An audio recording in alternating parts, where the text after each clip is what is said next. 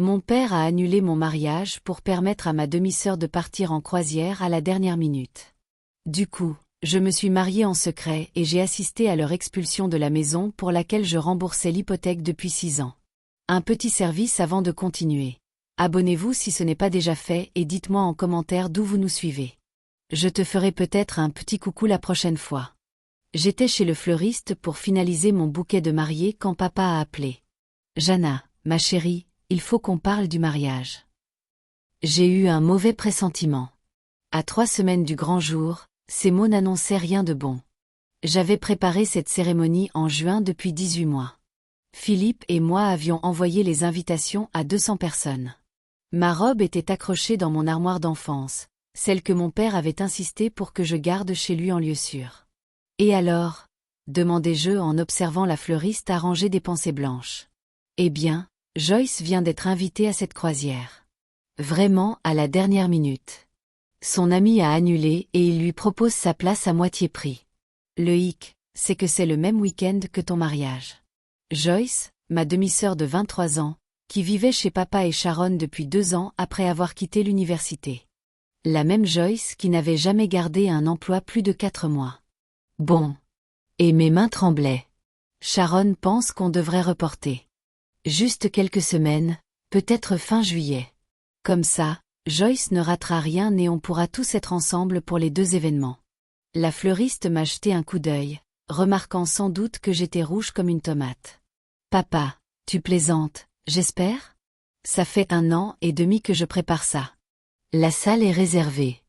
Le traiteur est payé. Ma robe est retouchée. Je sais, ma chérie, mais on fait des compromis en famille. Sharon est vraiment ravie de cette croisière pour Joyce. Ça a été difficile pour elle, tu sais, de trouver sa voie. Trouver sa voie. Joyce, elle, avait trouvé sans problème le chemin du portefeuille de papa. Attends, je résume, dis-je d'une voix étrangement calme. Tu veux que je reporte mon mariage parce que Joyce a eu une réduction sur une croisière ? La fleuriste fit semblant de réarranger les roses, écoutant visiblement chaque mot. Du calme, Jana. Ce n'est que quelques semaines. Tout le monde comprendra. La voix de papa avait ce ton. Celui qu'il employait quand, pour lui, la discussion était close. Celui que j'avais entendu 6 ans plus tôt, lorsqu'il avait épousé Sharon, 3 mois après les funérailles de maman. Non, dis-je fermement. La réponse est non. Le mariage aura lieu le 15 juin. Un silence pesant s'installa entre nous. Alors, Sharon et moi ne pourrons pas venir, et Joyce est sa seule fille. Tu te rends compte à quel point cela met Sharon dans une situation difficile ? J'en ai eu le souffle coupé. Tu dis que tu ne viendras pas à mon mariage ? Je te dis que tu es égoïste. Joyce a besoin de ça. Elle a tellement souffert. Tu as toujours eu la vie facile, Jana. Un homme bien. La belle vie. Laisse ta sœur profiter d'une chose, ma sœur. Joyce faisait partie de ma vie depuis 6 ans et ne m'avait jamais appelée « sœur ». J'avais vécu chez mon père pendant 28 ans, j'avais payé son crédit immobilier pendant les 6 dernières années pour l'aider après les difficultés de son entreprise, et il préférait une croisière à mon mariage. Papa, j'ai payé ton crédit immobilier pendant 6 ans, ai-je dit doucement. Nous avons apprécié, mais cela ne veut pas dire que j'ai raccroché. La fleuriste m'a tendu un mouchoir dont j'ignorais avoir besoin. Ce soir-là, Philippe m'a trouvé en larmes dans notre appartement, entouré de tableaux Excel. Pas des tableaux pour l'organisation du mariage, mais des relevés de prêts immobiliers. 6 années de mensualité, chacune étiquetée, cadeau pour papa, dans mon logiciel de comptabilité. 72 000 $. J'avais viré cette somme sur le compte de mon père tous les mois depuis mes 22 ans, depuis que j'avais décroché mon poste d'architecte junior chez Richmond & Associates. Chérie, qu'est-ce qui se passe ? Philippe s'est assis à côté de moi et m'a serré contre lui. Je lui ai tout raconté. La croisière, la demande de report, l'ultimatum. Sa mâchoire se crispa à chaque phrase. Alors, si je comprends bien, ton père ne viendra pas à notre mariage à cause d'une croisière. Il a dit, je suis égoïste. Philippe resta silencieux un long moment. Sais-tu pourquoi je suis tombé amoureux de toi, Jana ? Parce que tu es la personne la plus généreuse que je connaisse. Tu as pris en charge le crédit immobilier de ton père alors que tu sortais à peine de l'université. Tu as aidé la mère de Sharon à payer ses frais médicaux l'an dernier. Tu as acheté cette voiture à Joyce quand la sienne est tombée en panne. Cette voiture, la Honda que j'avais achetée $3000 comptant parce que Joyce avait besoin d'un moyen de transport fiable pour chercher du travail. Au lieu de ça, elle l'utilisait pour aller à la plage tous les week-ends. Que dois-je faire? Ai-je murmuré. Philippe me prit le visage entre ses mains. Qu'est-ce que tu veux faire? Je veux me marier le 15 juin comme prévu. Alors on fera ça. Le lendemain matin, j'appelai ma meilleure amie, Victoria. Elle répondit à la première sonnerie, sentant déjà que quelque chose n'allait pas. C'est ce que font 20 ans d'amitié. On développe une forme de télépathie. Ma chérie, parle-moi, dit-elle. Je lui ai tout raconté. Elle est restée silencieuse si longtemps que j'ai cru que la communication avait été coupée. Puis, Jana Marie Peterson, dites-moi que vous ne remboursez plus l'hypothèque de cet homme. Oui, je la rembourse. Après tout, il a préféré une croisière à votre mariage. Oui. Seigneur, donnez-moi la force. Je l'ai entendu faire les 100 pas, ses talons claquant sur le parquet. Voilà ce que nous allons faire. Tu vas épouser Philippe le 15 juin comme prévu, mais on change de lieu. Victoria, écoute-moi. Ton père veut jouer à des jeux. Laisse-le faire. On fera une petite cérémonie avec la famille de Philippe et les gens qui t'aiment vraiment. Laisse ton père croire que le grand mariage est reporté. Et ensuite, vis ta vie. Quelque chose a changé en moi. J'ai l'impression de mentir.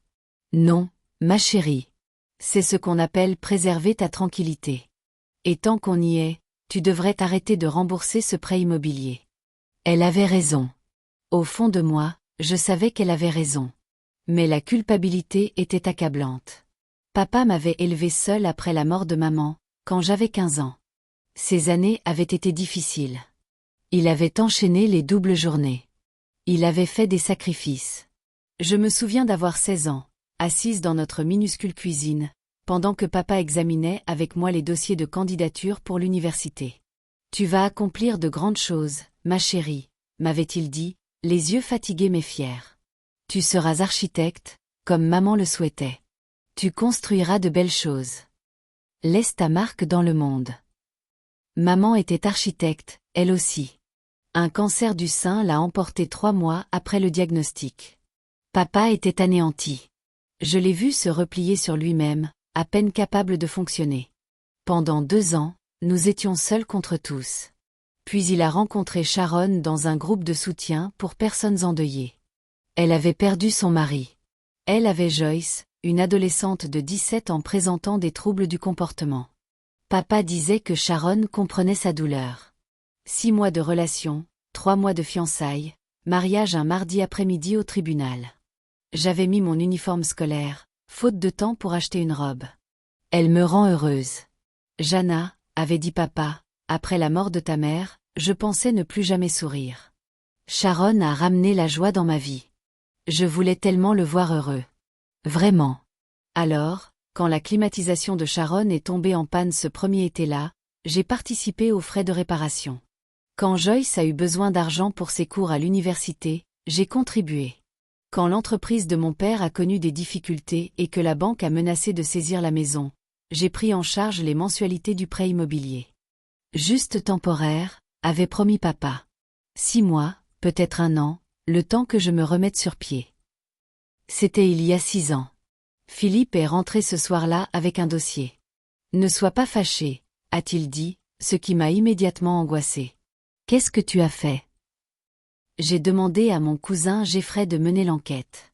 Jeffrey était détective privé. Philippe a ouvert le dossier et j'ai eu un frisson d'effroi. À l'intérieur, il y avait des relevés bancaires, des captures d'écran de réseaux sociaux et des rapports de solvabilité. Peu importe les dettes. Philippe, c'est nécessaire. Regarde ça. Il montra un relevé bancaire datant de 3 mois. Il y avait un dépôt de $15 000. Ça vient d'un chantier. L'entreprise de ton père se porte bien, Jana. Il a terminé le contrat pour ce nouveau centre commercial sur Riverside. Je fixais les chiffres, mais il dit, je sais ce qu'il a dit. Regarde maintenant ces autres relevés. Des dépôts réguliers, des projets terminés. L'entreprise de papa n'était pas seulement stable, elle prospérait. Ce n'est pas tout, dit Philippe doucement. Sharon travaille à temps plein à l'hôpital. Elle gagne 60 000 $ par an comme responsable administrative. Et regarde ça. Il m'a montré le compte Instagram de Joyce. Des publications récentes, sac de créateurs, restaurant chic, un week-end à Miami. Le tout datant des 3 derniers mois. Mes mains tremblaient. Ils n'ont pas besoin de mon argent. Ils n'en ont plus besoin depuis des années, ma belle. Ils se sont juste habitués à le prendre. La trahison m'a frappé de plein fouet. J'avais mangé des nouilles instantanées pendant des mois après avoir repris le crédit immobilier, essayant de concilier mon loyer et les mensualités de la maison de mon père. J'avais repoussé l'achat de meubles, mis de côté mes rêves, sacrifié mes économies. Le lendemain, je suis allée chez mon père. La maison pour laquelle je payais. La maison coloniale de 3 chambres avec la véranda qui faisait le tour de la maison, que mon père avait achetée quand j'avais 8 ans. La maison où ma mère est décédée. La maison, qui aurait dû être remplie de souvenirs, ressemblait désormais à un tombeau de loyauté mal placé. Sharon ouvrit la porte, surprise de me voir. « Jana, quelle agréable surprise. Entre, ma chérie. » Le salon était meublé de meubles neufs. Un immense écran plat occupait un mur entier. Tout paraissait luxueux, confortable et moderne. Mes mensualités de crédit immobilier avaient financé tout ça. Papa est là? Il est au garage. Tu veux un thé glacé? Non, merci. J'ai trouvé papa dans le garage en train de ranger ses outils. Il a levé les yeux, surpris. Jana, je ne m'attendais pas à te voir.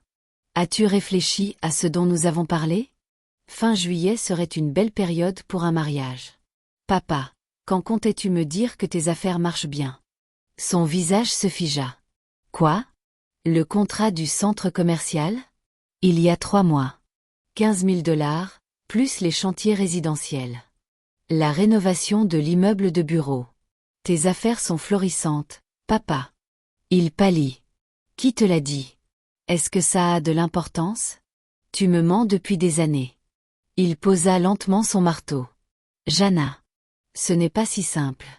Alors explique-moi. Explique-moi pourquoi j'ai payé 72 000 $ pour un prêt immobilier que tu peux te permettre. Explique-moi pourquoi j'ai fait des sacrifices pendant que Joyce publie des photos avec des sacs à main à 1 000 $. Tu ne comprends pas la pression. Je la comprends parfaitement. Tu as trouvé une fille prête à tout pour ton approbation et tu en as profité. Le visage de papa s'est durci. Surveille ton ton. Je suis toujours ton père. Vraiment? Parce que les pères sont présents au mariage de leurs filles. Les pères ne mentent pas sur leurs difficultés financières. Les pères ne choisissent pas les croisières plutôt que leurs enfants. Sharon apparut sur le seuil du garage. Que se passe-t-il? Ton mari me vole depuis 6 ans tout en gérant une entreprise florissante, dis-je d'une voix assurée malgré mes mains tremblantes. Oh, Jana, ma chérie, tu ne comprends pas. Alors explique-moi. Ma voix s'est brisée. Explique-moi pourquoi j'ai tant peiné et fait tant de sacrifices pendant que tu rénovais et partais en vacances. Le visage de Sharon s'est empourpré. Nous avons des dépenses dont tu n'es pas au courant. La thérapie de Joyce. Les soins de ma mère. Les réparations de la maison. La thérapie de Joyce, qu'elle a arrêtée au bout de 2 mois. Ta mère, qui vit dans un appartement en Floride entièrement payé. Quelle réparation? Celle que j'ai payée. Le silence était assourdissant. Papa évitait mon regard. Sharon se tordait les mains. Tu m'as fait culpabiliser. J'ai continué, les larmes ruisselant sur mes joues. Chaque mois, j'envoyais ce paiement en ayant le sentiment de faire mon devoir de fille. Pendant ce temps, tu profitais de moi. On ne t'a jamais forcé à payer, finit par dire papa d'une voix glaciale. Tu as proposé. J'ai proposé parce que tu disais que tu allais perdre la maison. Tu disais que l'entreprise était au bord de la faillite. Tu disais que tu avais besoin d'aide et tu as eu l'impression d'être un héros. Alors, au final, on y a tous les deux trouvé notre compte. Ces mots m'ont brisé le cœur. Ce n'était pas mon père. Ou peut-être que c'était mon père depuis toujours et que j'étais trop aveugle pour le voir. Je suis sortie de ce garage sans me retourner. Dans ma voiture, j'ai appelé ma banque.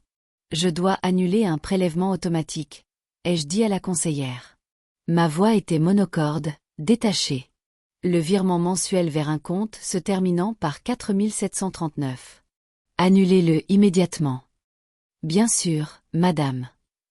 Puis-je vous demander si vous souhaitez programmer un dernier versement? Non. Pas de dernier versement. J'ai ensuite appelé Philippe. Chérie, ça va? Non, mais ça ira. Pouvez-vous appeler le pasteur Williams? Demandez-lui s'il peut organiser une petite cérémonie à son église le 15 juin. Juste la famille proche et les amis intimes.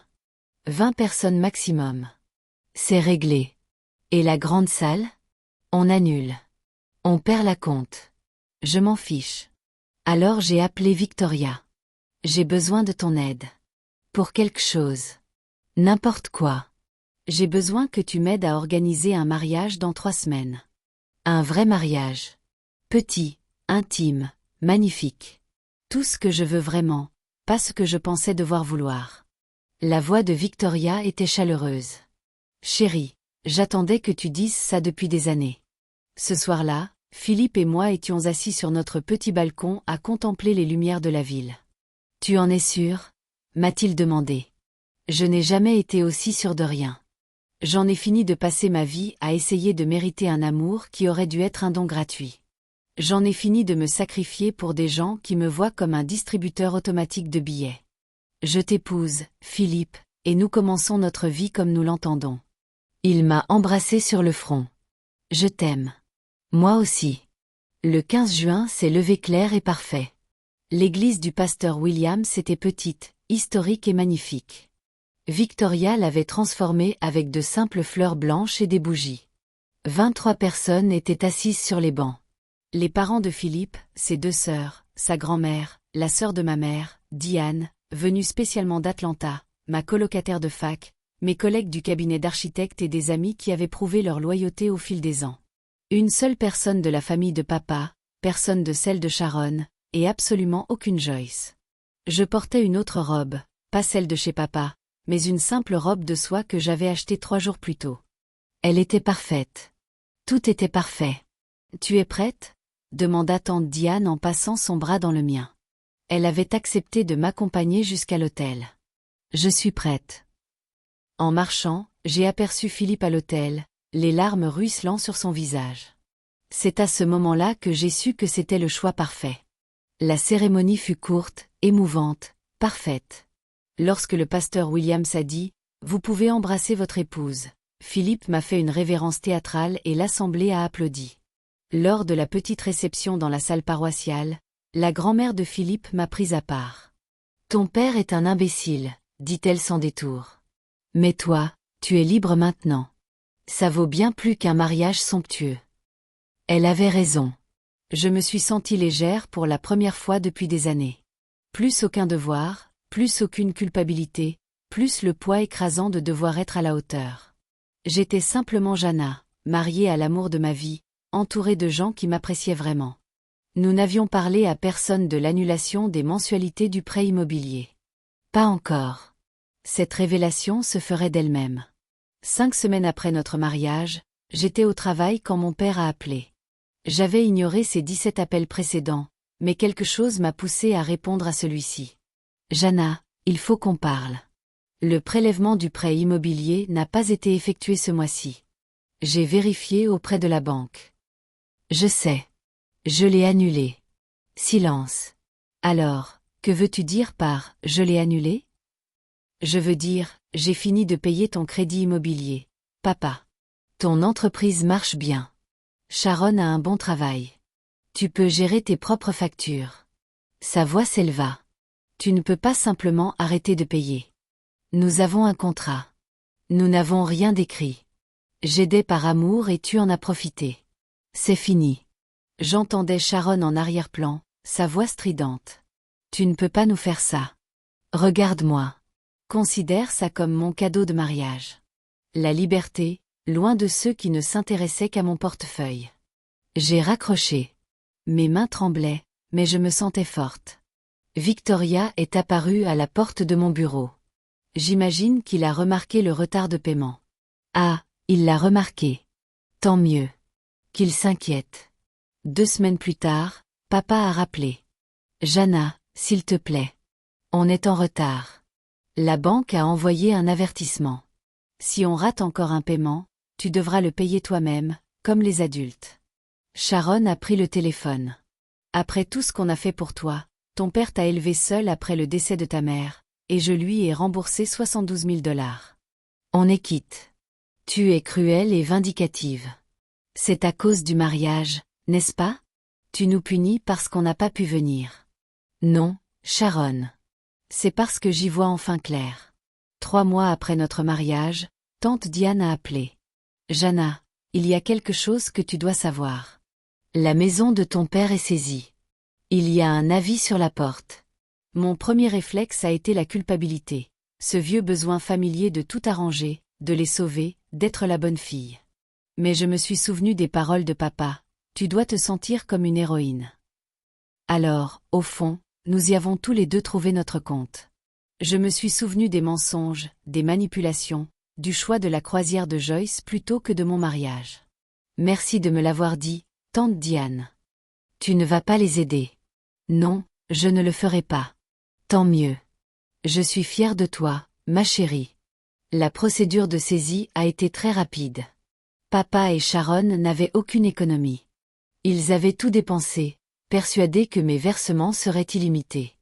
Les revenus de l'entreprise de papa étaient irréguliers. Ils vivaient au-dessus de leurs moyens depuis des années, se reposant sur moi comme filet de sécurité. Joyce a publié un message sur Facebook. Je n'arrive pas à croire que certaines personnes laissent leur propre père se retrouver à la rue. L'argent change les gens. Victoria a commenté. Tout comme prendre 72 000 $ à sa fille en mentant sur ses besoins. C'est curieux comme ça fonctionne. La maison a été vendue aux enchères. Papa et Sharon ont emménagé dans un appartement de 2 chambres dans un quartier moins cher. Joyce, ne pouvant plus maintenir son train de vie, est venue vivre chez eux.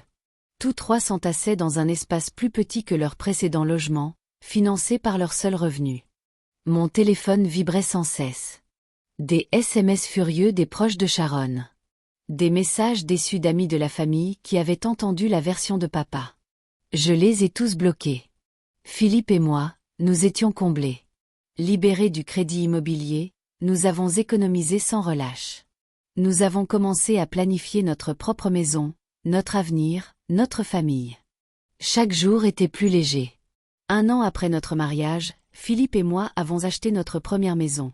Une magnifique maison de style craftsman avec 3 chambres, un jardin, une véranda et de l'espace pour agrandir notre famille. Nous avions économisé l'acompte en un temps record. Cet argent aurait servi à rembourser l'hypothèque de papa. Le jour du déménagement, tante Diane nous a aidés à déballer nos affaires. Ta maman serait si fière de toi, m'a-t-elle dit en me caressant doucement le visage. Tu le sais, n'est-ce pas? Elle serait fière que tu aies fait ce choix. Je pensais souvent à maman, sa force, son indépendance, ses rêves pour moi. Elle n'avait jamais voulu que je sois la tirelire de qui que ce soit. Elle voulait que je construise des choses, que je crée de la beauté, que je vive pleinement. Un jour, alors que nous déchargions des cartons, papa est passé en voiture. Il a ralenti, a contemplé notre maison, puis est reparti. Il ne s'est jamais arrêté, ne s'est jamais excusé, n'a jamais reconnu sa part de responsabilité dans la destruction de notre relation. Certaines personnes ne changent jamais, mais moi, j'ai changé. J'ai appris que l'amour sans respect est de la manipulation. J'ai appris que la famille ne signifie pas accepter les mauvais traitements. J'ai appris que parfois, le plus grand acte d'amour-propre est de dire non. Philippe et moi avons peint la chambre de bébé en jaune le mois dernier. Notre fille est attendue en décembre. Nous avons déjà décidé qu'elle grandira en sachant que sa valeur ne se mesure pas à ce qu'elle peut apporter aux autres.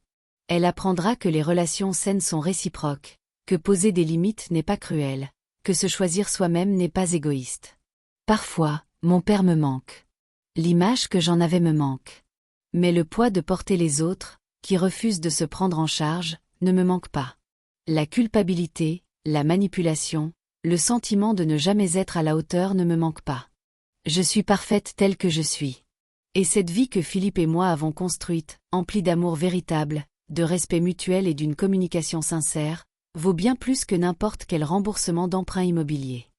Certaines histoires ne se terminent pas par une réconciliation. Parfois, la liberté est le dénouement heureux. Et je suis enfin merveilleusement libre.